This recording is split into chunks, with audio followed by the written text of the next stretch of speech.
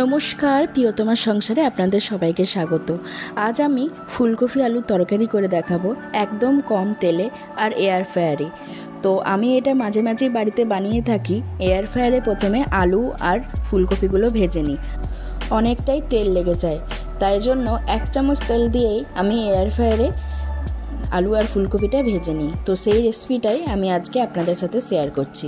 প্রথমে ফুলকপিগুলো বড় করে কেটে নিয়েছি আর আলুগুলো লম্বা লম্বা করে কেটে নিয়েছি, তারপর ভালো করে পরিষ্কার করে ধুয়ে নিয়েছি। তার মধ্যে এবার লবণ, হলুদ গুঁড়ো আর 1 চামচ মতো সাদা তেল দিয়ে ভালো করে মাখিয়ে নিলাম। এবার এয়ার ফ্রায়ারের ট্রেটার মধ্যে দিয়ে দিলাম। এটা এবার 190 ডিগ্রিতে 15 মিনিটের জন্য হতে দেব।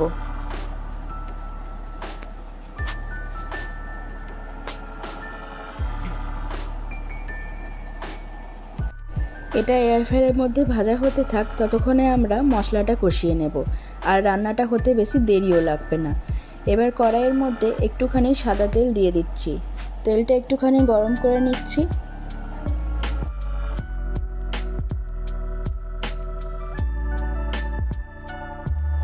একটুখানি জিরে ফোড়ন দিয়ে দিলাম। তারপরে এর মধ্যে একটা বড় সাইজের পেঁয়াজ কুচি দিয়ে দিচ্ছি।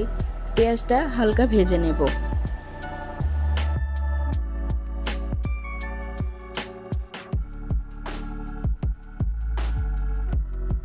পেঁয়াজটা ভাজা হয়ে গেছে, এবার একটা টমেটো কুচি দিয়ে দিচ্ছি।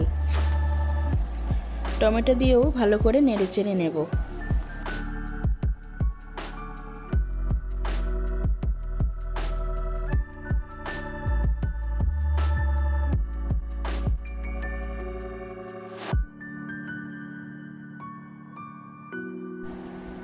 তারপর একে একে সব গুঁড়ো মশলা দিয়ে দিচ্ছি।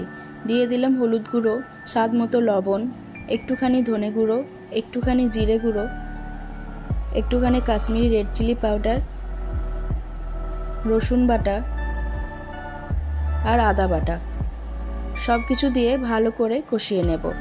গুঁড়ো মশলা দেওয়ার ফলে যদি কড়াইয়ে লেগে যায়, তাহলে একটুখানি জল দিয়ে ভালো করে কষিয়ে নেব।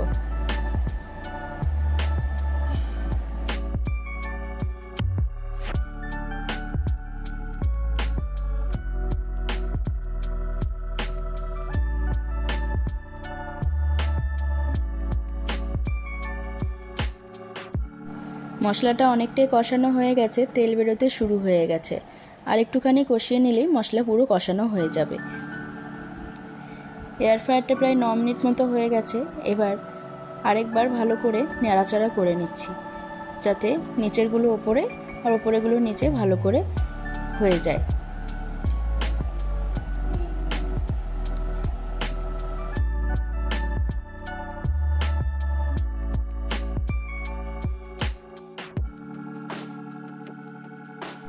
আবার লাগিয়ে দিলাম, হয়ে যাবে পুরোটা।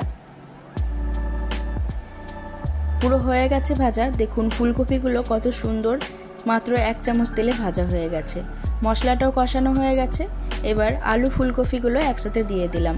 আলু ফুলকপিগুলো অর্ধেকের বেশি সেদ্ধও হয়ে গেছে, তাই জন্য ভালো করে মশলার সাথে একটুখানি মিশিয়ে নেওয়ার পরই গরম জল দিয়ে দেব, তাড়াতাড়ি হয়ে যাবে।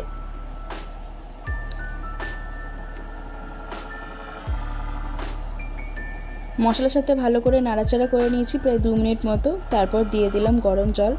এবার সেদ্ধ হয়ে গেলেই ওপর থেকে গরম মশলা আর ধনেপাতা দিয়ে দিলেই তৈরি হয়ে যাবে ফুলকপির তরকারি।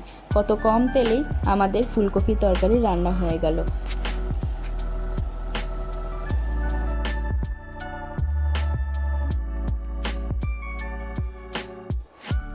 ভালো করে সেদ্ধ হয়ে গেছে। ওপর থেকে গরম মশলা আর একটুখানি ধনেপাতা কুচি দিয়ে দিলাম।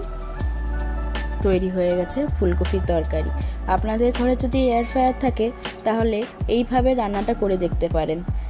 স্বাদে কোনো অংশে কম হবে না। তো আমার রেসিপি যদি ভালো লেগে থাকে, অবশ্যই লাইক করবেন, কমেন্ট করবেন আর চ্যানেলটি সাবস্ক্রাইব করবেন। ধন্যবাদ।